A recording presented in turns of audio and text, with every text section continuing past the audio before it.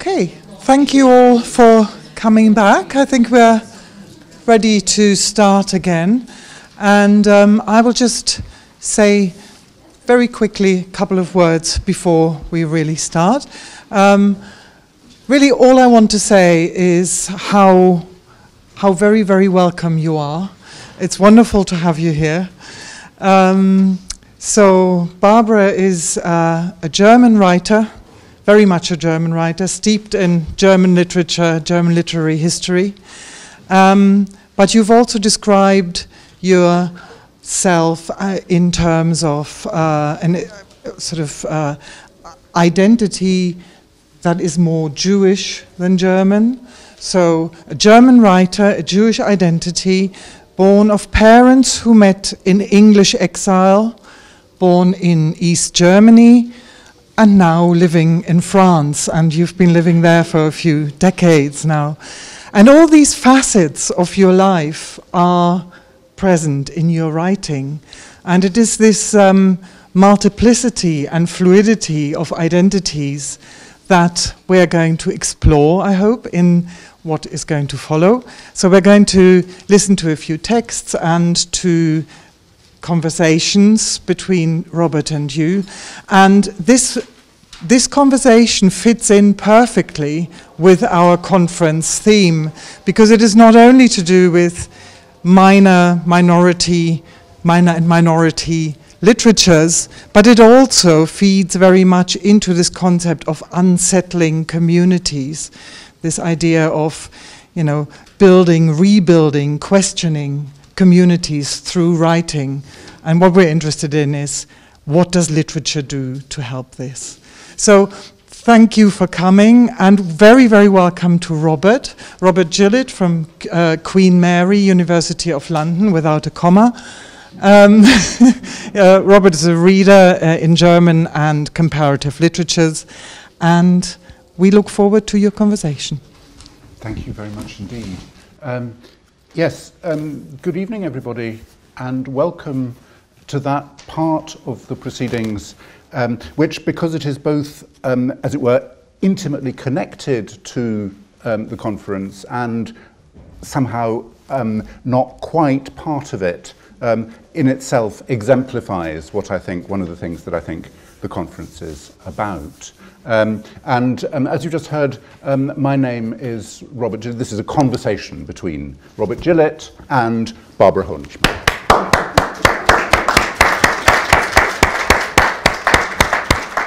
And after the applause, and before we do anything else, I have to say some thank yous. It's not because I want to get them out of the way, but it's because I'm afraid that we will get so involved in what we're going to be doing that I might not do it afterwards, and it really matters. The first people I have to thank is the Literaturfonds. Barbara Honigmann is writer-in-residence at Queen Mary, University of London, without a comma. And she is part of a scheme that has been going for 10 years and affords us the inestimable opportunity to get up close and personal with great German writers, and we are extremely grateful to the Literaturfonds for doing that. I also have to thank the inaptly named Coffin Fund, which has funded this particular part of the conference. Again, the life of the University of London would be a great deal poorer, I think, in both senses, were it not for that particular fund. A third set of thanks needs to go to my institution, notably to the Centre for Anglo-German Cultural Relations, without which we would not have been able to approach the Literaturfonds, but also to my students, because the translations that you are going to be listening to this evening were made by my students. in close collaboration with Barbara Honigmann and a little bit of correction from me. The formulations aren't always the ones that I would have preferred, but they are, again, part of a really, really important process of symbiosis between the students and the writers in residence. I'm getting towards the end of the thanks, and then we can do some sensible stuff. I need to thank the IMLR. I need to thank Jane Lewin because without them, again, we'd have so few opportunities to think in this city. But the IMLR actually keeps us on our intellectual toes in a way that needs to be constantly acknowledged. And Jane is the person who helps to keep that going. Two more. Martin Reephan, who is the person who organises the Writer-in-Residence programme at Queen Mary, and it would be churlish not to acknowledge him. But last, and by no means least, I have to thank Godela, because it was her brilliant idea when I said, Barbara Honigmann's coming, we have to do something. She said, I have the perfect conference for it. And she's absolutely right. And this is, again, part of a long-standing collaboration with Godela, for which I am extremely grateful. Okay, now this is going to be a conversation, but it has to start with a reading. It has to start with what in German is O Ton Honigmann. Can I ask, before we go any further, how many people in the room understand German? Oh. I shall go home. I shall go home and just leave you to read, I think. Right, that changes things completely. Yeah. That's wonderful. Yeah. Okay, O Ton Honigmann. Okay, gut. Ich lese erst eine kleine Geschichte, eine kleine Kalendergeschichte, die heißt Verwechslung. Ich fahre ziemlich viel herum. Oft werde ich zu Lesungen eingeladen, aber manchmal auch zu einer Tagung, einem Kolloquium, einem Treffen einer Gesellschaft, einer Stiftung, einer evangelischen Akademie, nach Freiburg, nach Tutzing, nach Köln oder Zürich oder gar vom Goethe-Institut nach ganz weit weg. Und jedes Mal werde ich als eine andere eingeladen. Zur internationalen feministischen Buchmesse in Amsterdam als eine Frau, natürlich. Da bin ich dann Frau unter Frauen in einem riesigen Bienenstock von Frauen aus aller Frauenländer und alle duzen und umarmen sich und erst draußen auf der Straße atme ich auf und werde wieder zu einem Mensch unter Menschen. Bei anderer Gelegenheit bin ich als Ostlerin gefragt. Ich soll von der DDR erzählen, wie es war und wie man sich fühlte. Die Leute stellen Fragen und haben völlig falsche Vorstellungen, weil sie nie dort gewesen waren oder sie wissen alles besser, weil sie da noch nie gelebt haben, als sie da noch gelebt haben, als ich schon lange weg war. Und dann trete ich ab und zu als Jüdin auf, finde mich im Gespräch zum Thema Juden in der DDR oder Juden in Deutschland oder gar Judentum und Weiblichkeit. Diese Gespräche sind ziemlich spannungsvoll, weil ich das Gefühl habe, die Leute fordern etwas von mir, das ich ihnen nicht geben und wollen etwas hören, das ich ihnen nicht sagen kann. In jedem Falle komme ich mir in diesen Situationen irgendwie verwechselt vor, denn nie fühle ich mich so wenig als diejenige, die ich da repräsentieren soll, als gerade in diesem Moment auf diesem Podium, und ich bin vielmehr gerade eine ganz andere, aus einem ganz anderen Zusammenhang. Und wenn ich dann nach Hause fahre oder fliege, muss ich mir erst einmal mühselig die anderen Dimensionen meines Lebens zusammenklauben, bis ich wieder halbwegs vollständig bin. Und das ist dann ein richtiges Fest der Wiedersehensfreude mit mir selbst. Und wenn ich auf der Reise mit jemandem ins Gespräch komme, im Abteil, im Speisewagen oder im Flugzeug, und der fragt mich dann, wo ich herkäme, was ich so im Leben tue, möchte ich es nun gerne für mich selbst behalten und ich lüge ihn einfach an, sage einen fremden Namen, einen fremden Ort und einen falschen Beruf. Davon, dass ich Schriftstellerin bin, sage ich überhaupt nie etwas. Wir tauschen dann unsere Meinungen und Ansichten über Wetter und Welt aus und erzählen uns Anekdoten. Und manchmal denke ich dann plötzlich, na, Und du, bist du vielleicht auch ein Schriftsteller? Perhaps I should ask the question the other way round.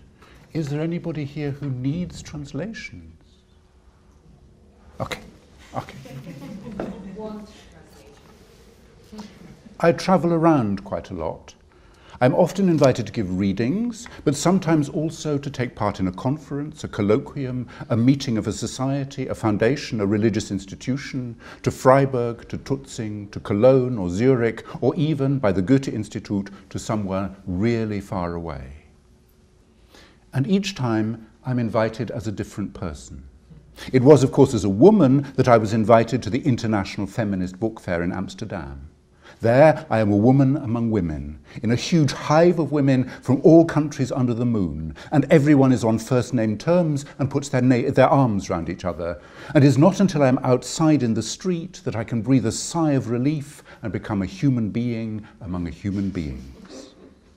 On other occasions, what they want is an East German who can talk about the GDR, what it was like and how people felt. People ask questions and people have completely wrong preconceptions because they were never there, or think they know better because they were still living there at a time when I was long gone. And then I occasionally perform as a Jew and find myself taking part in discussions on the subject of Jews in the GDR, or Jews in Germany, or even Jewishness and femininity. These discussions are relatively fraught because people expect something from me that I cannot give them and want to hear something that I cannot say to them. In any case, I have the impression in these situations of being somehow misidentified, as I never feel so little like the person I'm supposed to be representing that just at this moment on this podium, when in point of fact I just happen to be someone quite different from quite a different context.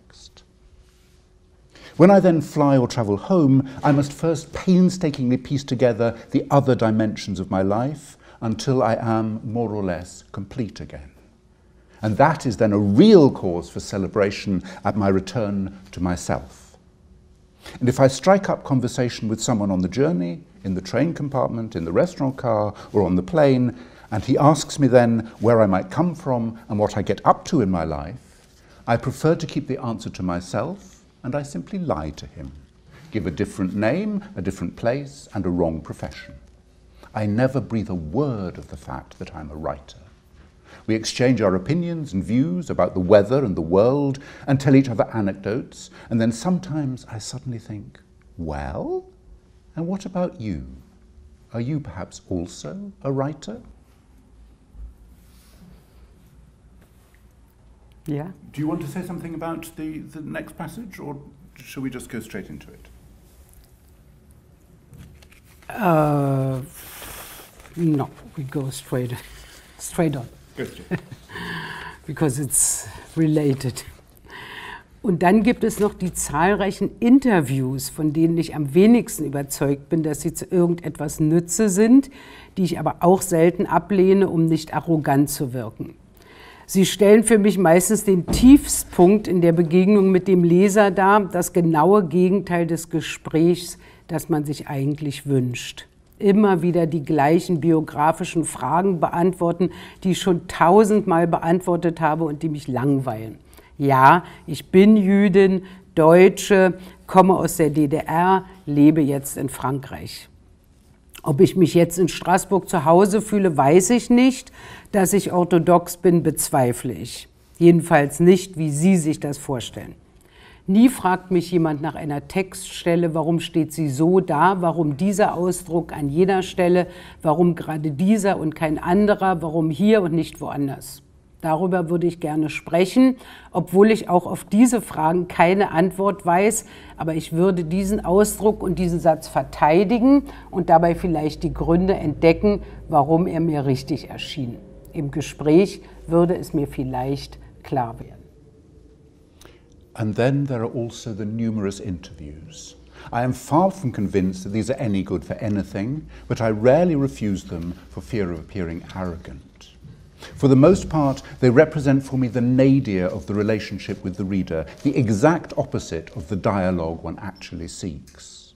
answering again and again the same biographical questions which I've already answered 1,000 times and which bore me. Yes, I am a Jewish woman, a German woman, I come from the GDR, I live in France. Whether I now feel at home in Strasbourg, I can't say. Whether I am Orthodox, I doubt. At least not in the way you imagine. Nobody ever asks me about a particular passage. Why is it there? Why have they used that expression there? Why that one and no other? Why there and nowhere else?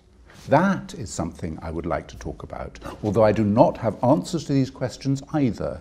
But I would defend the expression and in the process perhaps discover the reasons why it seemed right to me. In this discussion, this might perhaps become clear to me. So in the light of this passage, of course, I cannot ask Barbara any biographical questions. And so that is the reason why you have on your chairs or a chair somewhere near you a handout which consists of 2 pieces of paper. And this also gives me the opportunity to pay respectful tribute to the Centre for Contemporary Women's Writing at the Institute, because the biography of Barbara Honigmann that is included on your sheets is taken from the website of the CCWW, written by Emily Jeremiah from Royal Holloway. The second part of the handout is simply a list of the books. They are on the front there. The reason they're on the front there, apart from the fact that I've been working on Barbara Honigmann and I happen to have them in my suitcase, is that they are all available to purchase without difficulty, except one, which is this one, the text from which we've just read, actually. And so with the ISBN, so you can instantly order them all from Amazon, preferably not from Amazon, actually. And the second piece of paper is blank. You probably noticed this. This is not a mistake. It is a deliberate strategy because it would be lovely if you had thoughts that you would like to feed back to myself or Barbara, if you could write them on that piece of paper, detach it from the other piece of paper that you will need when you make your order to your nearest bookshop, and leave them there when you leave. Okay? So I'm not going to be talking about Barbara's life, but I am going to use the, as it were, the title of the conference to structure the conversation that we are about to have. So I'm going to be talking about communities. And we are going to be, it is not me, I'm not talking about anything actually, I'm just sort of providing a structure.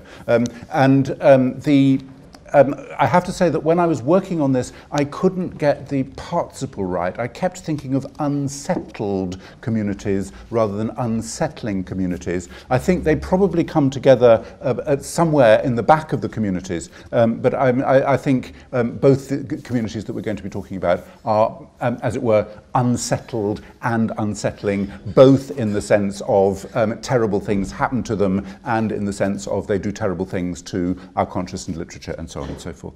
And it seems to me that the first place to start is with the, as it were, the historical communities, the Jewish communities, the various communities of Jewish history.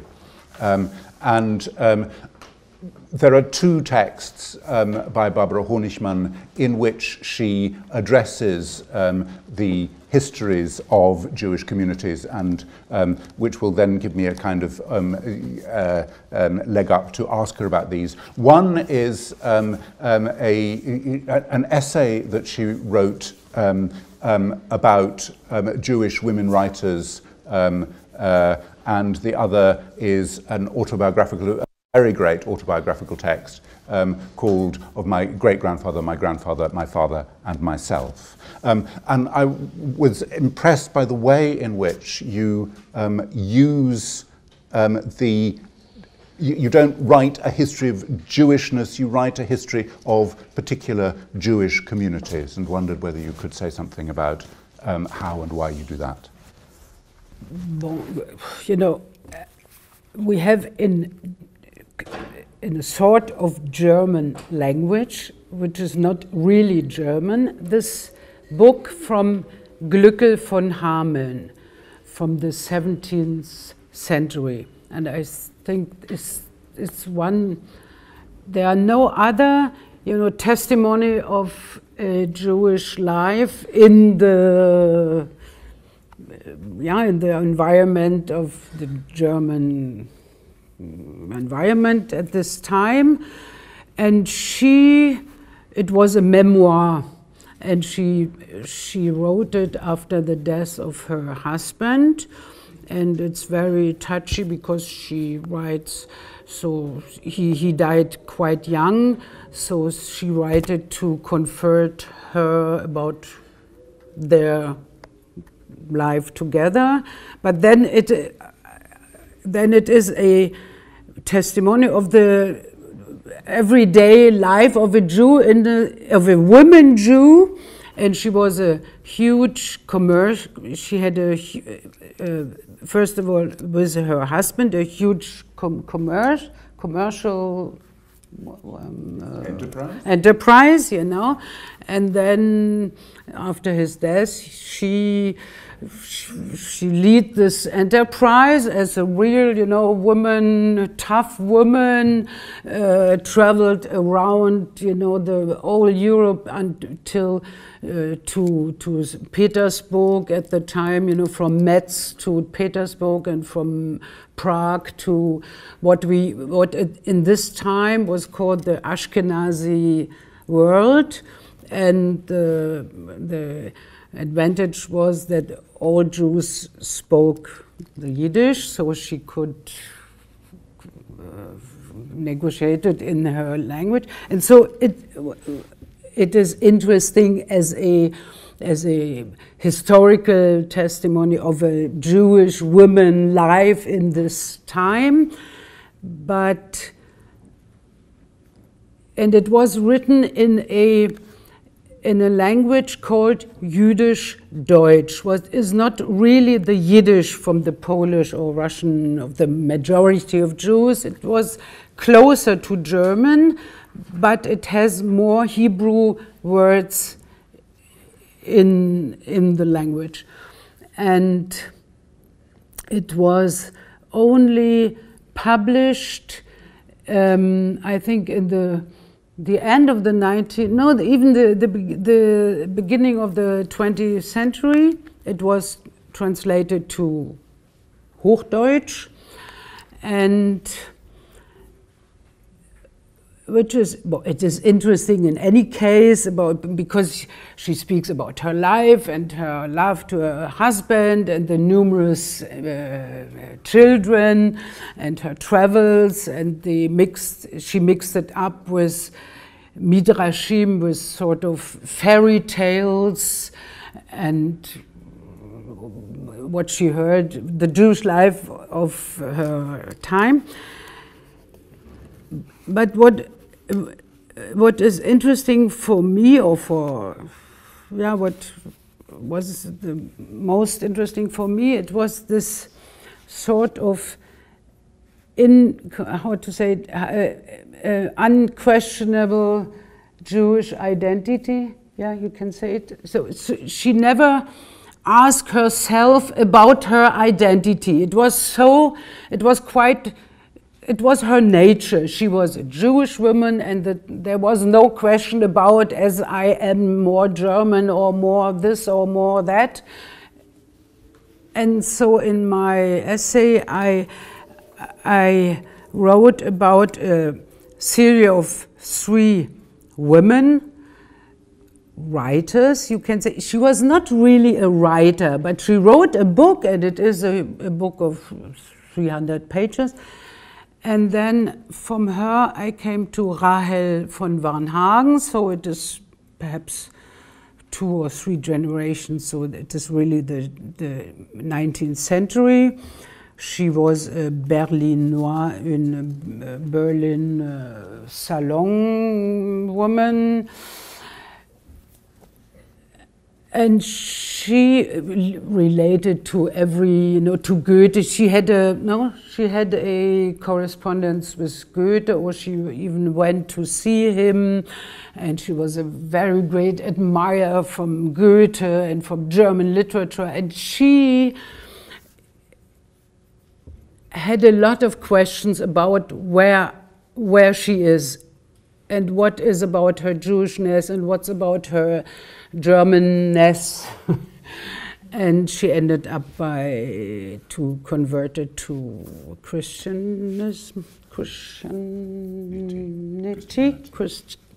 Christianity, and to marry a German non-Jewish man.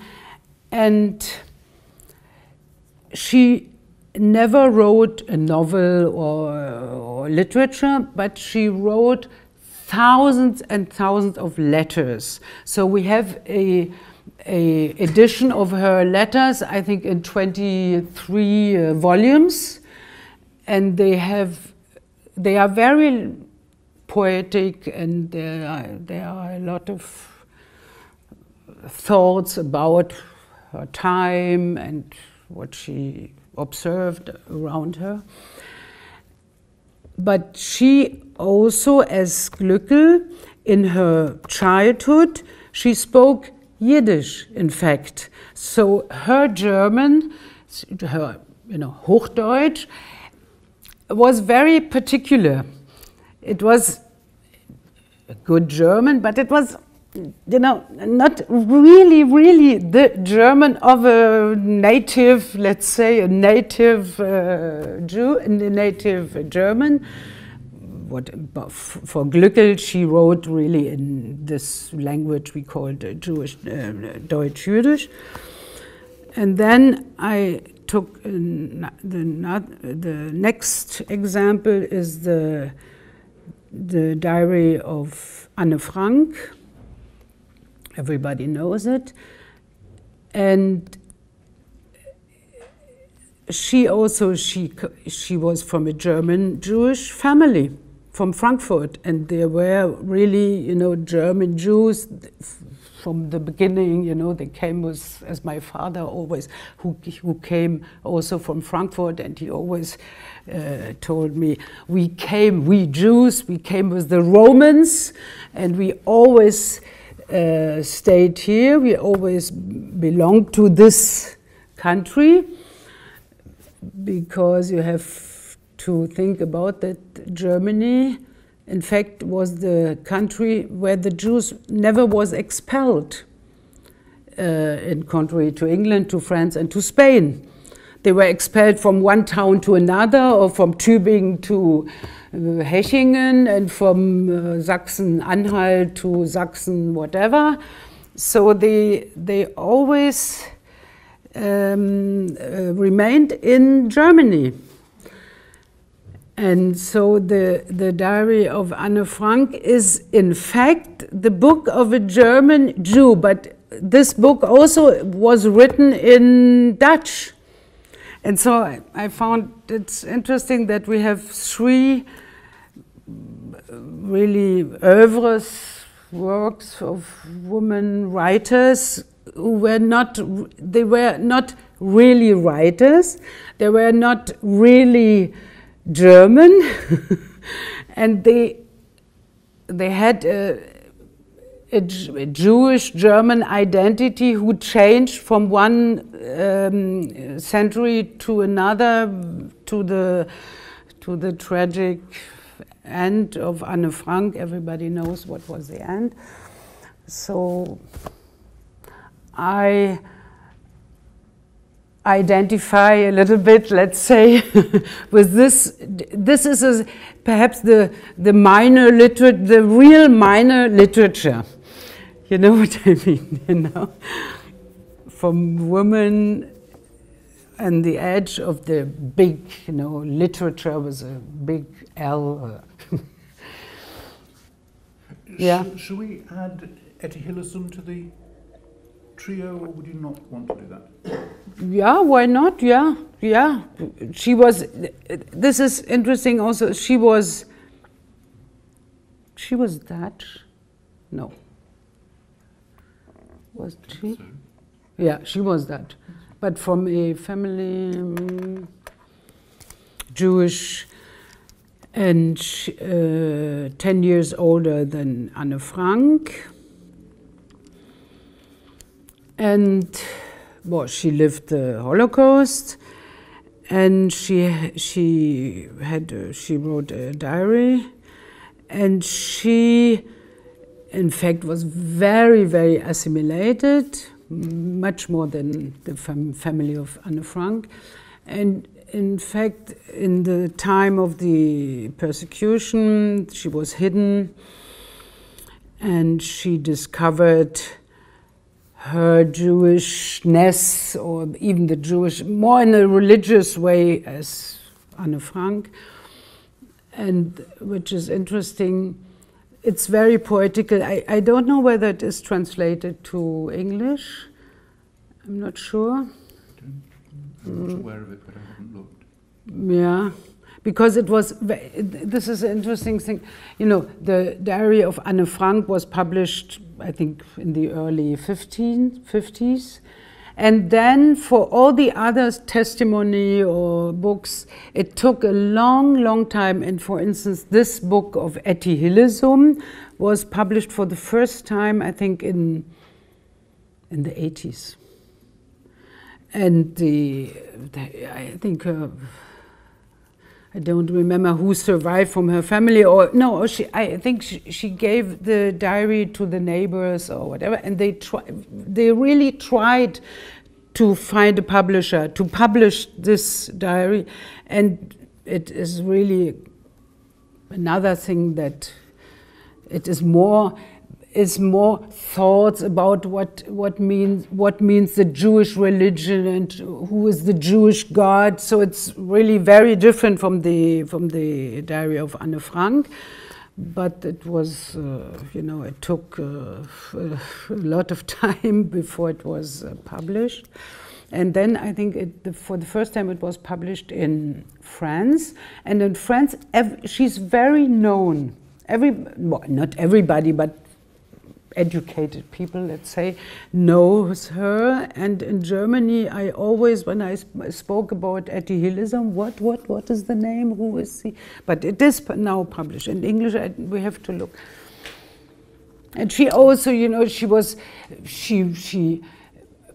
read always, you know, Rilke and poesy. She was a writer. She had to become a writer, but she couldn't because her life was cut.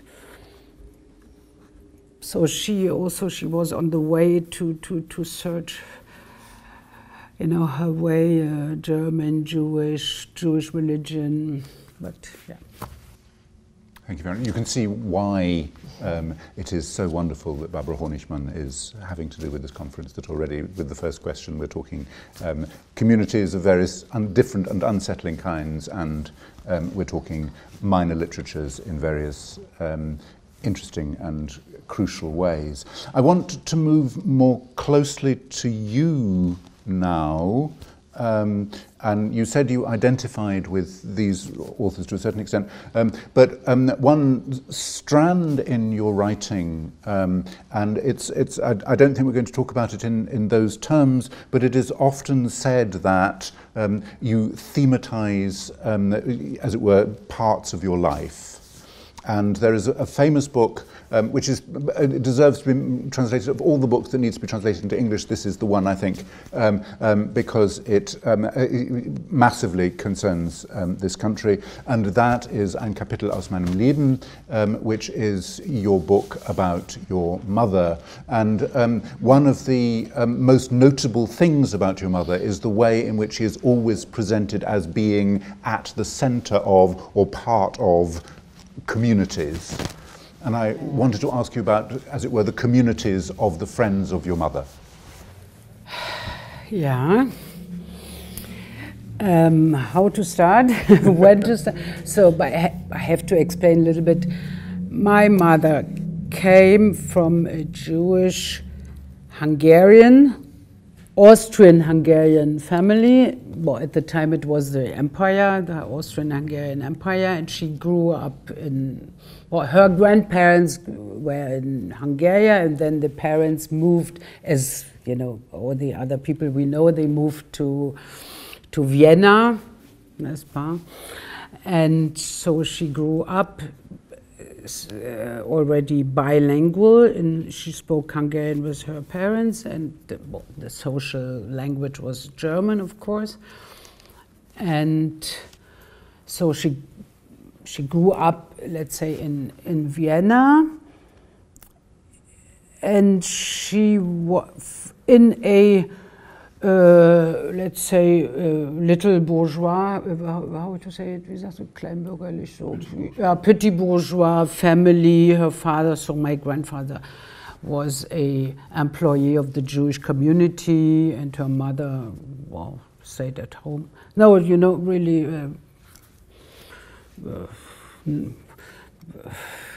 very, you know, not very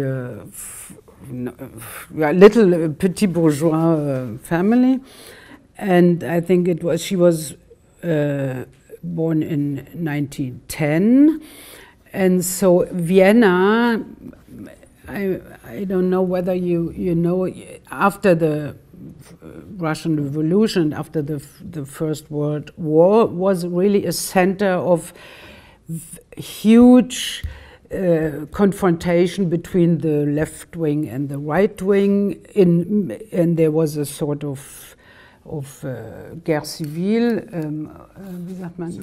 Civil war between the two factions, even before, you know, in the Nazi time. We never think about, because the Nazi time is so overwhelming all that we ignore that there was a very huge, you know, a social confrontation, even military, you know, even violent.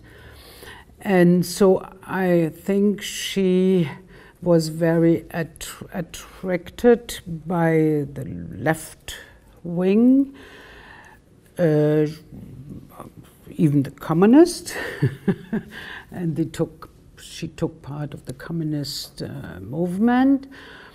And soll ich das jetzt über Philby auch erzählen? Muss ich erzählen? Nee, ich meine, it takes part of the story. You know, in this time, when the Civil War broke out, she met a young man who came from Cambridge and who was attracted by the left-wing movement, and he wanted to be at the place where the social movement goes really strong, and so it was Philby. And then came the 12th February 1934, and this was that was the peak, wie sagt man das? There was some days of really civil war, and all the communist or left-wing people went to prison, and my mother went to prison, and then Philby married her, and so she became British,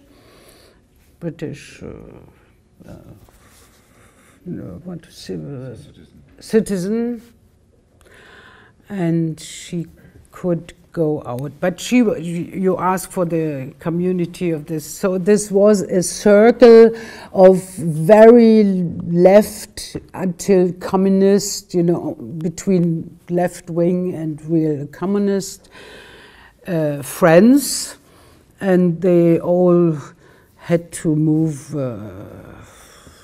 after the takeoff of the power from the Nazis and the Anschluss, and they all went to London. And so it was a circle of very close friends related by their political issues and beliefs. And so with her connection to Philby, it was, you know, it was more than just sympathy for a political movement. and which is interesting. And my grandparents came out quite at the last moment in 1939 to London, and so my grandparents, and they died here in London, and they are buried at the East Thames Cemetery, and I went to see their graves. So it is very, it touched me a lot. I never knew them because they died in the wartime. And yeah, this is, and this group, this circle, this community, let's say, they really remained together, a group, even after the war. My parents met in London. My mother was married to Philby. My father was married to another woman, Ruth. And he came, by the way, not really as a refugee. He was a correspondent. He was sent as a correspondent in 1931 for a German Jewish newspaper to be the correspondent in London. So he came to London not as a refugee, but afterwards he had to stay because there was no way back.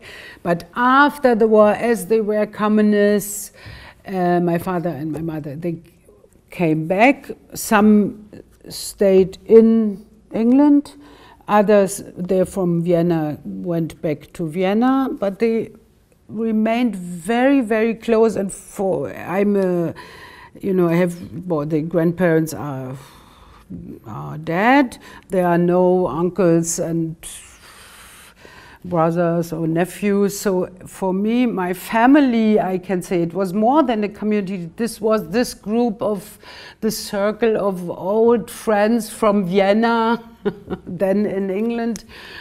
And yeah, perhaps it was, I don't know whether it is a real community. It's just, Certainly, the way you describe it makes it feel like a community, and actually it's sort of quite a powerful one, I think. So much so, I think that this image of your mother at the centre of this kind of network it seems to me to be rather stronger in the impression that it leaves than what you say about your father. And your second book, which is called Eine Liebe aus Nichts, tells some of the story of your father. It tells of the death of your father. It tells of your sort of finding his diary and writing in his diary. But and in Ein Kapitel aus meinem Leben, you also use your father as a kind of witness about your mother. But there is, I have the feeling that there is still something to be said about your father. And when you came, you said one of the things you might want to do in London is write a book about your father. Is that true? Yeah, it is true because it was, well, perhaps I have to explain why, all my writing comes after all from my family background, I have to say, from my Jewish background, from my family background is the Jewish background, and they had to go through history, and the history was really tough at their times. So no, I'm not a writer who writes about, I don't know which king who was, or a real novel or a love story, tragic or happy or whatever. So. But it's not because sometimes I think that I'm too near to I stayed always around the history of this background, but on the other hand, I find these persons who are my parents and the friends of my parents and their history. It was the real history. It was not the little history. It was the big history, and so it is interesting to explore their lives and their commitment to communism, and then in their lives in East Germany when they were quite. It was quite a deception, let's say. So they never took part of the real political nomenclatura, but they were a circle, you can say,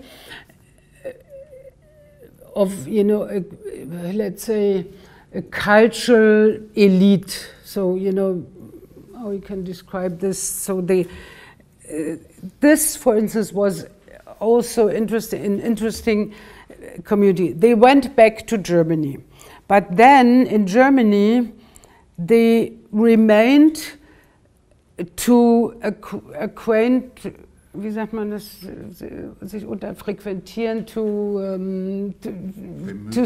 in circles where everybody came back or from the United States or from France or from England, all the ancient immigrants.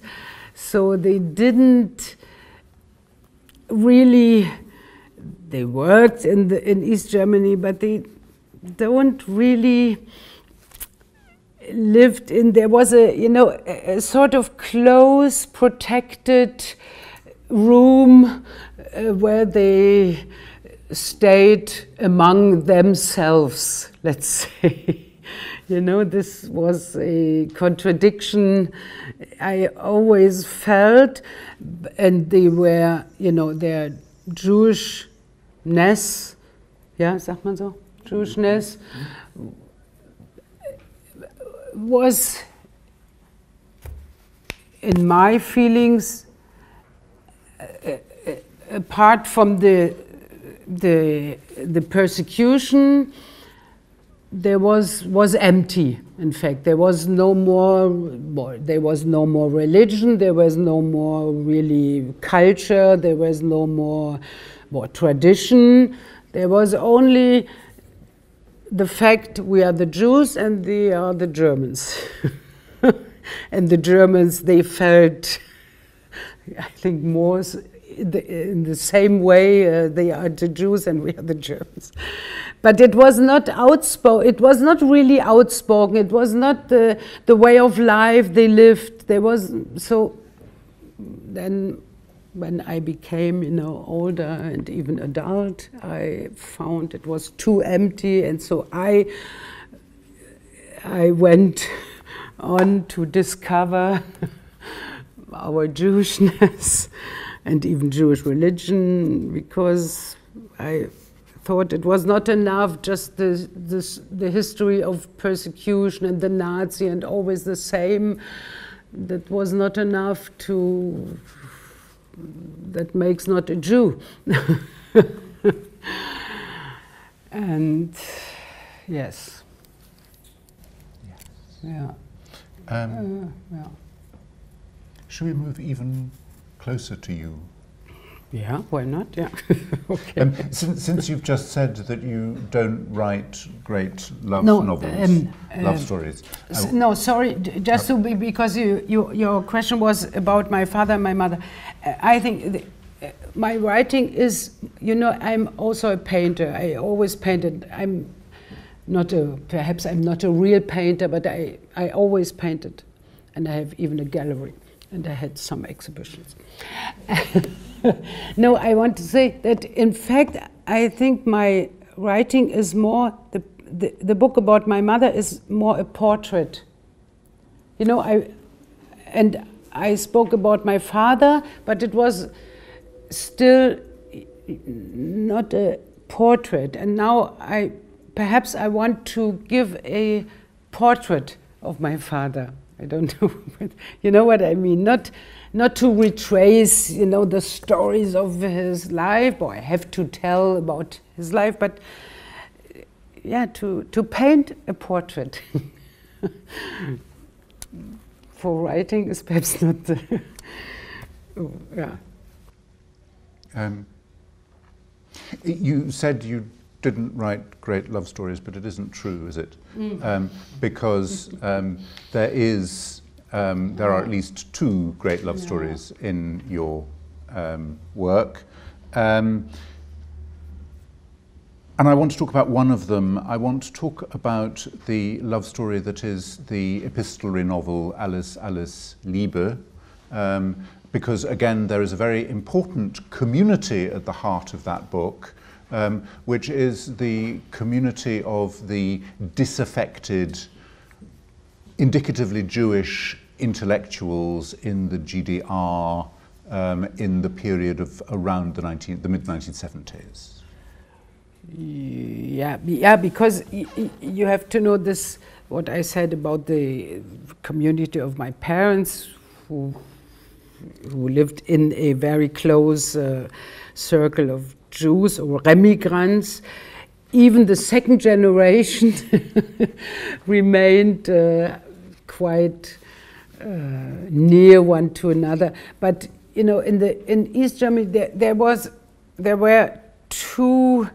My closest friends circle were the children of the other immigrants, friends of my parents, I have to say. But then I worked at the theater, I became an artist, and in East Germany there was a sort of counter community of the official German Republican art, you know, realistic, social realistic, the theaters, writers, yeah, the cultural world. There were two groups, I think, and that divided at a point, even when we were quite young, you have to decide, do I want to make career in East Germany? Then I have to pay the price. I have to say always, oh, how I love it and how good is it and how, you know, and if you don't want to pay this price, there was a sort of parallel life, artistic life, and as especially the theaters coming from Brecht, so there was, you know,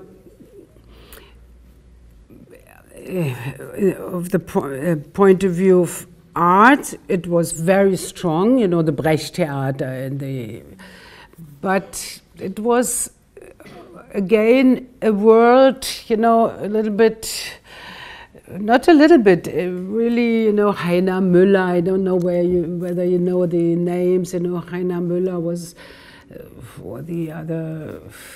It was a parallel world, artistic world, you can say, and as you could live in East Germany, that was the only advantage, from very little money, so you didn't have to cooperate with the, you know, with the party, but we were all observed, and I think we had to be careful, and we were, for instance, a circle around Wolf Biermann. You know who is Wolf Biermann, you know, and when you go to visit Wolf Biermann, in any case, you was already, you know, marginalized.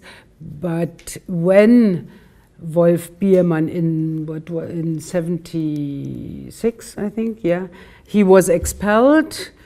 This was the turning point from this moment on, this group, known as we knew we have to go. This is the end, and now they decided to make, you know, tabula rasa, or you decide to belong to the official, you know, politics, or it would be better to leave. And then one after another left, and this was a quite sad time, because there was always, you know, every week another left, and you heard, oh, this one left, oh, another left, oh, and this one also.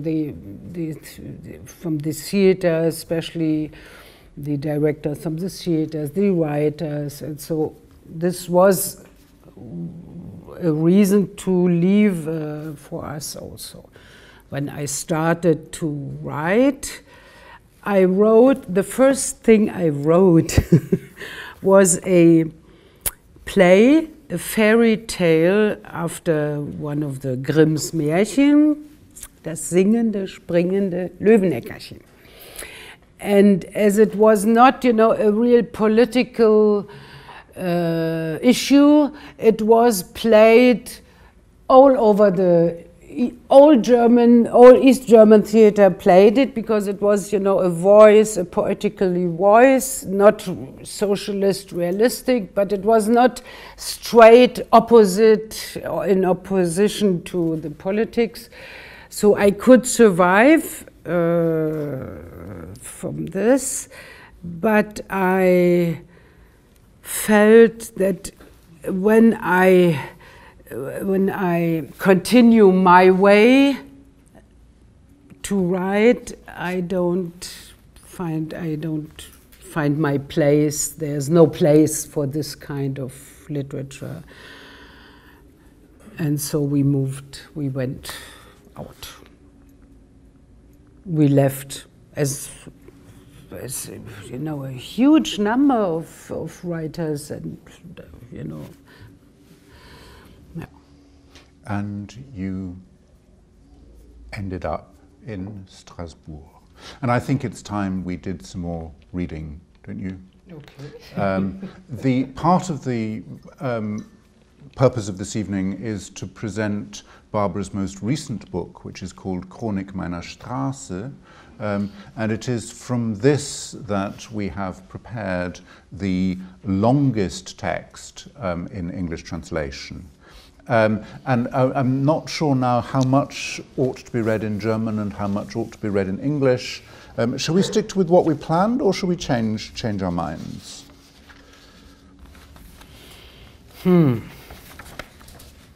Why don't you start and stop when you feel like it? When I feel that the ambiance change. Well, I will start. So this is my latest book. And it describes it's called Chronik meiner Straße. Wenn wir sagen, dass wir in der Rue Edel wohnen, antwortet man uns meistens, ach ja, da haben wir am Anfang auch gewohnt. Unsere Straße scheint also eine Straße des Anfangs und des Ankommens zu sein, bevor man nämlich in die besseren Viertel umzieht, die ruhiger sind und deren Häusern nur 2, 3 Parteien wohnen, Häuser, die von kleinen oder größeren Gärten umgeben sind und in der Nähe von Parks liegen oder des Europaparlaments oder aus deren Fenster man einen Blick auf die Kathedrale hat oder auf die Ill, die ein Nebenfluss des Rheins ist und die Altstadt von Straßburg einschließt. Von all dem hat unsere Straße gar nichts. Bäume oder Sträucher oder sonst etwas Grünes gibt es in unserer Straße nicht. Keine Gärten, keine Parks in unmittelbarer Nähe, kein Europaparlament, keine Kathedrale und keine Ill. Dem Blick bietet sich nichts als die baumlose Straße und die gegenüberliegenden Häuser, von denen einige sehr hässliche Betonklötzer sind, schnell in eine Baulücke gesetzt. Als wir einzogen, vor langer Zeit, sagten wir ja auch, das Haus ist hässlich, die Straße trist, die Gegend öde, nahe dem öden Neubauviertel. Wir ziehen jetzt nur schnell ein, damit wir erst einmal einen Platz für uns und die Kinder und unsere Kisten und Kartons haben und unsere Koffer auspacken können nach Wochen, in denen wir in provisorischen Unterkünften nur aus dem Koffer gelebt haben. Und danach, bald in den nächsten Monaten, werden wir in Ruhe eine neue Wohnung in einer anderen, schöneren Gegend suchen. Und haben nur das Nötigste ausgepackt, Küchengerätschaften und Kleider und Spielsachen und Bücher. Vieles andere ließen wir in den Kisten und Kartons liegen, wo es zum Teil heute noch liegt, denn wir sind hier nie ausgezogen und wohnen immer noch in der Straße, in der man eigentlich nur am Anfang wohnt. Ja. When we say that we live in the Rue Edel, the answer we usually get is, ah yes, that is where we lived too, to start with. Our street thus seems to be a street to start out and to arrive in, a staging post on the way to better parts of town, which are quieter and where you have only 2 or 3 parties per house, where houses have small or larger gardens attached to them and are situated near parks or the European Parliament, with windows affording a view of the cathedral or the Ill, which is a tributary of the Rhine and encircles the old town of Strasbourg. Our street does not have any of that. Trees or bushes or greenery of any kind is unknown in our street. There are no gardens and no parks in the immediate vicinity, no European Parliament, no cathedral and no Ill. Nothing meets the eye except the treeless street and the houses on either side of it, some of which are very ugly blocks of concrete, hastily erected to fill a gap. When we moved in, starting out a long time ago, we too said the house is hideous, the street depressing, the area lacks character, being next to the characterless new builds. We will just quickly move in here, we said, so as to have, at least initially, somewhere for us and our children and our crates and our boxes, somewhere where we can unpack after weeks in which we had lived out of suitcases in provisional accommodation. And after that, we said, soon, in the coming months, we will give ourselves time to look for a new flat in a different, nicer part of town, and unpacked only what we needed most, kitchen equipment and clothes and toys and books. A lot of other stuff we left in the crates and the boxes, and some of it is still there, because we never moved out of here and still live in the street in which people really only start out. Our street is probably one of the most easterly in France, lying as it does on the eastern edge of the city centre, where it leads over into Germany. At the time when Strasbourg was German, it was just here, in our street, that the first social housing in the city was built, a complex consisting of 101 flats in the style of the late 19th century.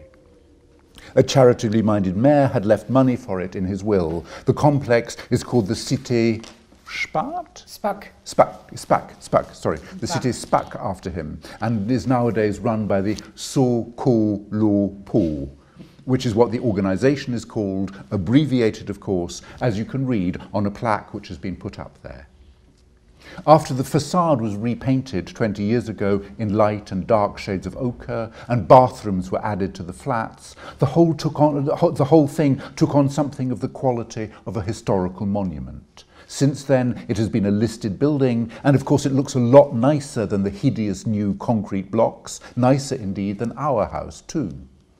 Whenever I explain to someone how to get to our house, I always say you will find it very easily, because it is the second most hideous house in the entire street. The most hideous stands opposite and belongs to the telecom. The entrance from our street to the historical complex with the 101 flats looks as if it is accessible to cars, but actually it isn't. And it is thus our best parking place, known as the blind entrance, opposite a tiny restaurant which has something vaguely Italian about it, and which we call Tomato. The blind entrance is often full of bulky rubbish, old fridges, mattresses, half a 3-piece suite, or just rubbish. Then it looks almost like a slum. To make matters worse, the small street that runs through the complex is a place where dealers ply their trade, day and night, directly next to the nursery as it happens. It has been like that for decades. The nursery and the drug scene exist quite peacefully side by side. The nursery even has a very good reputation. Apparently the dealers and the mothers are also listed institutions, following an agreement that has never been broken. The Chinese couple, though, who owned the Fleur de Lotus restaurant at the other end of the passage, were recently found murdered in the kitchen. Apparently, it was the wife's brother who did the deed with the kitchen tools, the sharpened knives and a meat hook. In a ghastly manner, the place was said to have looked like a slaughterhouse. A few days later, there were flowers and lighted candles in front of the closed Fleur de Lotus restaurant. Only once, though, did they burn cars in our street. It is not a real ghetto, just a very mixed area. It is true that ancient automobiles, antediluvian models with antique number plates, often breathe their last in our street, as if they've been taken here to die, and it is only once they've been completely stripped, piece by piece, that the police have the wrecks towed away. At the northern end of the street, there is a former barracks which, some years ago, was turned into a European business school, which we call Ecofac, after the Faculty of Economics in Berlin-Karlshorst, where I lived as a child. It was on the other side of the borough, which is divided by the S-Bahn tracks, and thus the wrong side of the station.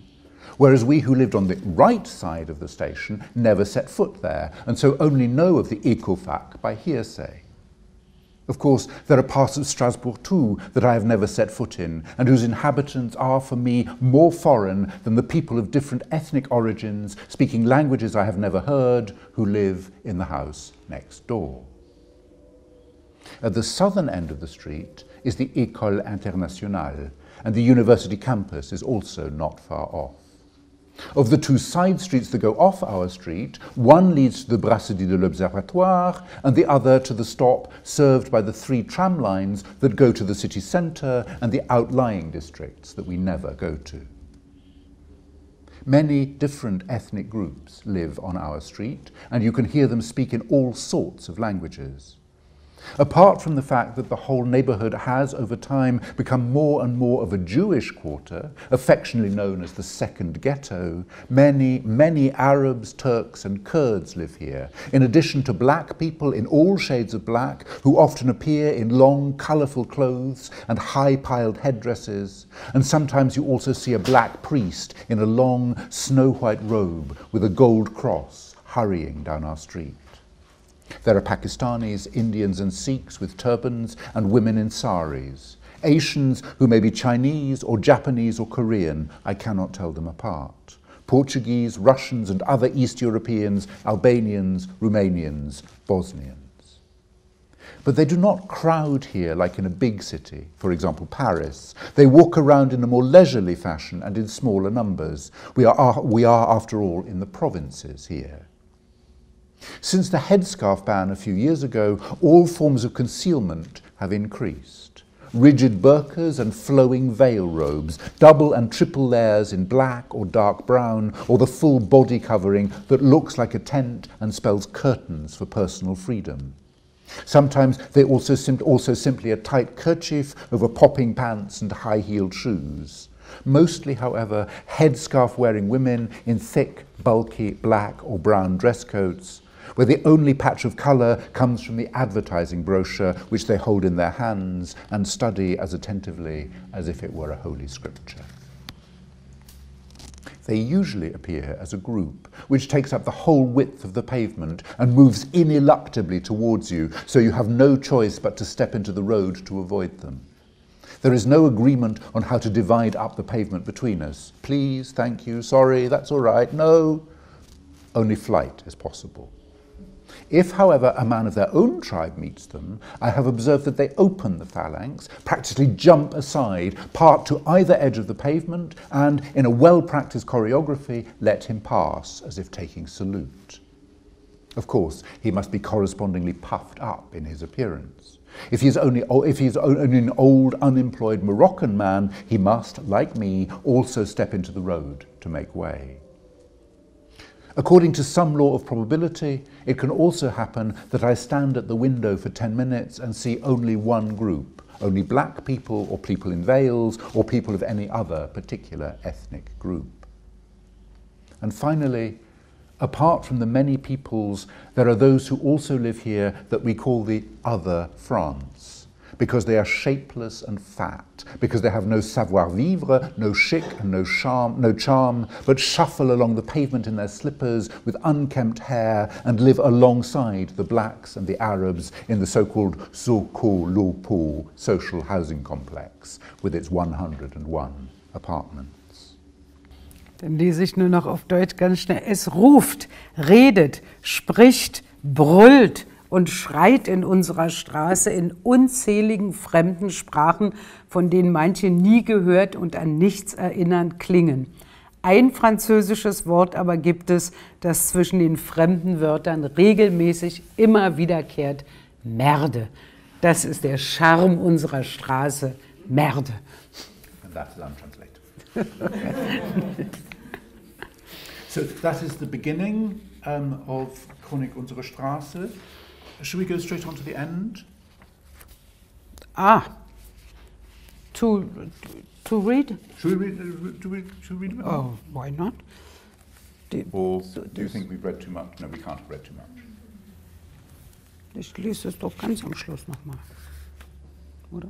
Ja, ich wollte also das übersetzte Teil lesen und dann liest du das Ende, oder willst du das Ganze auf Deutsch lesen, oder wie willst du es? Wie du meinst. Vielleicht so ein bisschen. Should we go to the other end? Okay.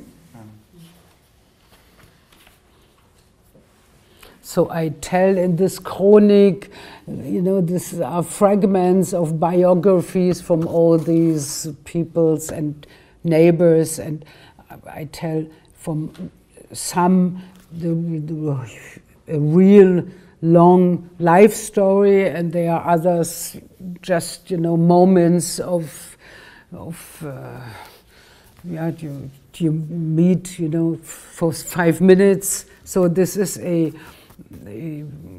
montage of you can say fragments of biographies. No, you can perhaps describe it this way.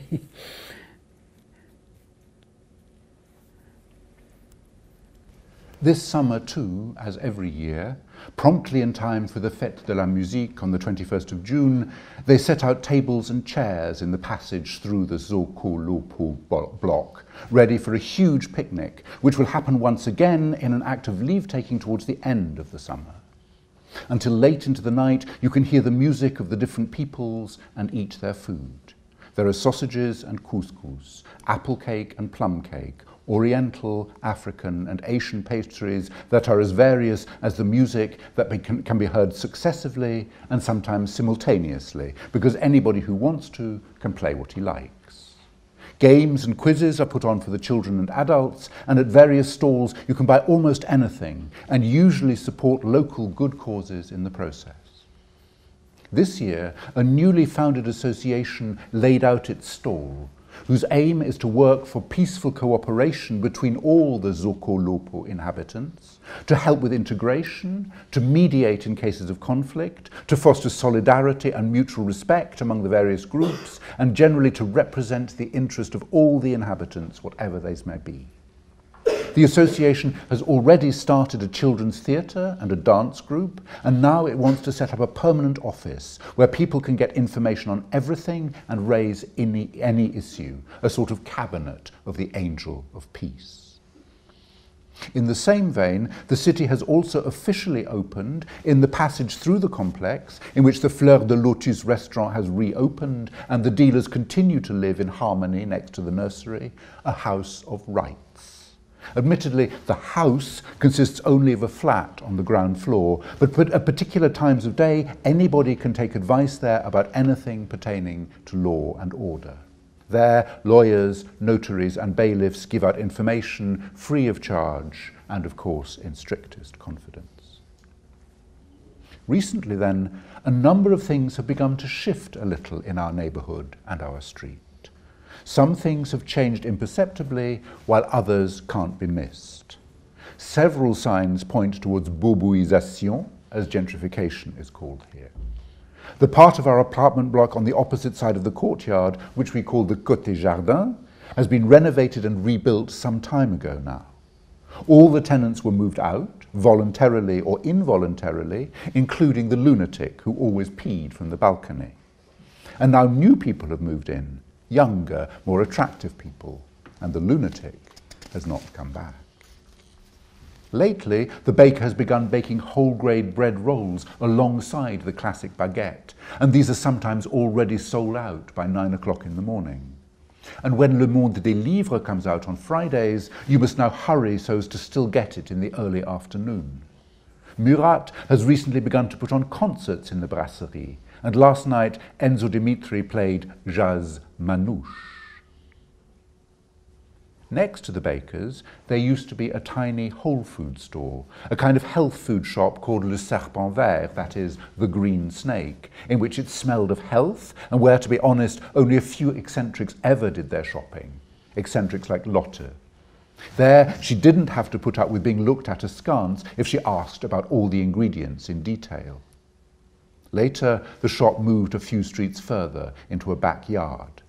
The eccentrics and Lotte followed it, and it continued to tick over unnoticed until one day the turning point came, and customers who'd never been seen before drove their big, chic cars into the backyard and started buying organic products by the crate, so that a second till had to be opened in the small shop and new shelves had to be set up. It almost looked like a supermarket in there. Overwhelmed by its success and the new trend, the small health food store was eventually bought up by an organic supermarket chain which has already swallowed up small shops in other places across the city. So we are going through a period of boom once again in our street where people start out. A period of decline will doubtless inevitably follow, and the already continuous rhythm of boom and decline will be maintained, I think. The car wrecks that are stuck together with plastic tape still breathe their last next to the Citroëns and Renaults owned by professors of the Ecofac, and the cars with darkened windows owned by the new clan next door. And at least one of the lunatics is still shouting, and the other France continues to slouch across the paths of the many peoples that are repopulated according to the rhythm of the world's conflicts, here on the street and in Murat's brasserie. The three-legged dog, with its thinning coat, pulls its gender-neutral owner on the lead, and they greet me with a resounding "Bonjour, ma'am." I sit in my little sunny place on the balcony that overlooks the street, down which the occasional tree, dog, or rabbi comes flying, half dreaming and half contemplating the already relatively long time that I have seen go past here, and the small cosmos of our street, which is open in all directions and yet also a little bit closed, and which it has so often been said, ah yes, we lived in that street too, to start with. Und das lese ich jetzt mal auf Deutsch. Nur den Schrift. Ich sitze auf meinem Sonnenplätzchen auf dem Balkon, der zur Straße geht, in der manchmal Bäume, Hunde und Rabbiner fliegen, halb in Träumen und halb in Gedanken über die schon ziemlich lange Zeit, die ich hier habe vorbeiziehen sehen und den kleinen Weltraum unserer Straße, die nach überall hin offen und doch auch ein bisschen geschlossen ist und von der so oft gesagt wird, ach ja, in der Straße haben wir am Anfang auch gewohnt.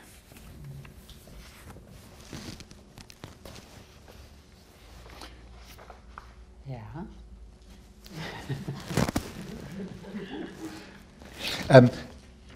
Yes, it says in your passage about interviews that you want to be asked about the literary quality of your texts. So I think I should ask you about the literary quality of your text, especially as a way of pointing up the literary quality of the Chronik unserer Straße. It is, as you've seen, it's very, very carefully composed, that it comes back at the end to where it started, and it is, as it were, telling the story. The chronicle is moving forward in time, but it is moving forward in a time that is presented as being indicatively cyclical. And one of the things that is really, really interesting about what happens in between is the way in which you were talking about how you have this chronicle, and attached to the chronicle are anecdotes. And some of the anecdotes have names attached to them, and some of the anecdotes don't. And I wanted to ask about that way of doing a cosmos, using the simple literary means of the name, the anecdote, what happens to people, and the people, as it was. It's almost a kind of filmic technique that some you get close to, and some you only see from your vantage point on the balcony. Yeah, I think the word cosmos, it's very good, because I call the book Chronik, but it's not a chronic, in fact. I called it Chronik because Chronik, this is the time, the word is time, but it is not, and then happened, and then happened, and then, and then, and then. This is a real Chronik, no? When you enumerate, one event after another, and it's more a cosmos, but I want to name it Chronik, because in fact the center of the book, let's say, is I am, as you wrote it, you read it, I am sitting on my balcony and I see the time passing. This is in fact the idea that the Chronik, it says that there is time in this street. I observe the time passing. And then it is, as you said, a cosmos from real stories. There are some biographies I tell, it was not all details, but in more details.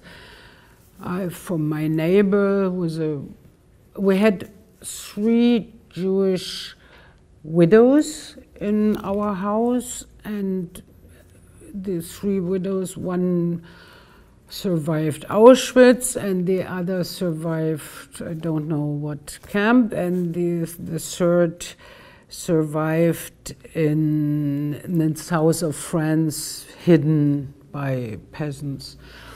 And so I tell one of these life stories from the 3 widows, Jewish widows, because one was really my neighbor my next neighbor, and before she died, her son gave me the keys, so I I had to observe a little bit that she doesn't make too much, and so I want to mix up or to put together, because I had another neighbor, a young woman, young family, and this is a real drama. In fact, this could be a real novel, no? A couple, young couple who attended a child. When they came in, he was Arab, she was German, she was a painter, and we painted together, and we were quite close. And then,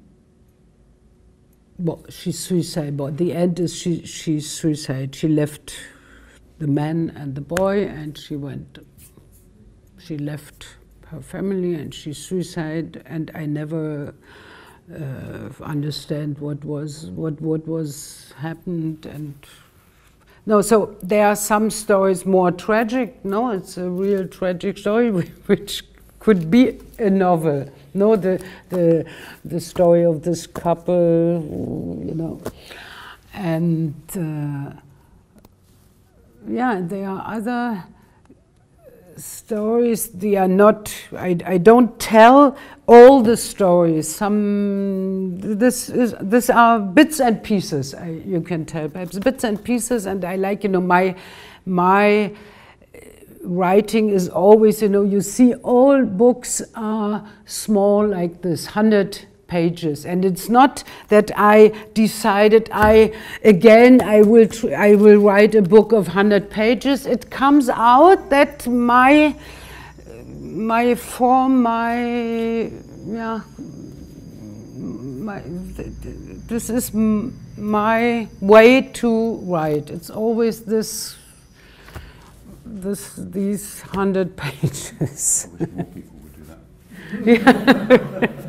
I agree. No, I agree. No, but it's interesting that you in fact, in writing, I think you have to hear on your own measure. I'm sure that every artist, even in painting, this is hard work, you have to work on every phrase or every painting. But first of all, you have to find your own voice. Then you have to give to this voice the real form, and not to try to write like I don't know where, to have afterwards a big novel of 500 pages. And so I liked, we talk about, I like in German literature, I like a lot some of the authors, Johann Peter Hebel, who wrote only very small pieces, and he called it Kalendergeschichten. And this, I feel it corresponds to my own, expression to write, and there's no way to write the big novel. So, and I found this Chronik of this street that was, the right thing to put in this form. Not, yeah. Yes. Yeah, the Chronik and the way you do the Chronik and the anecdotes reminded me very, very strongly of Johann Peter Hebel, and I do think it has something to do with the themes of this conference too. I think one of the, because of course it isn't only time that you watch going under your balcony, but also communities, and you write very well about the shift of the metaphor from the melting pot to the salad bowl, where instead of people sort of coming together in one sort of homogeneous mass, you have a lot of different flavors that complement each other, occasionally fail to complement each other, and so the way in which you deal with as it were, the different ethnicities of the street seem to me to be very important. And you also write about the extent to which so many of the people that you come across in Strasbourg are, in precisely the term used by Deleuze and Guattari, deterritorialized, that they are somehow outside of their own territory, and have to find ways of dealing with that. Which is not so simple in France, but in particular, because in France you have to integrate, we spoke about, you have to integrate, you have to assimilate. This is not the country where you can live really in communities. They live in groups or communities, but it's not well regarded. Everybody has to become French. And this must be hard. Well, I found out that this is an example, the street and this, right, the melting pot, this, perhaps it never existed, the real melting pot. But the salad bowl is perhaps enough to live, you know, one with another and to come across and to speak a little bit, and that's it. And to live as neighbors, as in peace. Perhaps it's you can't imagine more than to live in peace as neighbors, and that's quite good. I think that's actually rather a good Schlusswort. We were going to end with the beginning, but perhaps we won't. Yeah. Should we end with the beginning, or should we not end with the beginning? What do you mean? Wir wollten den Anfang von Roman von einem Kind, aber vielleicht lassen wir das einfach. Du hast ein so schönes Schlusswort gesprochen. Thank you very much, Barbara Honigmann.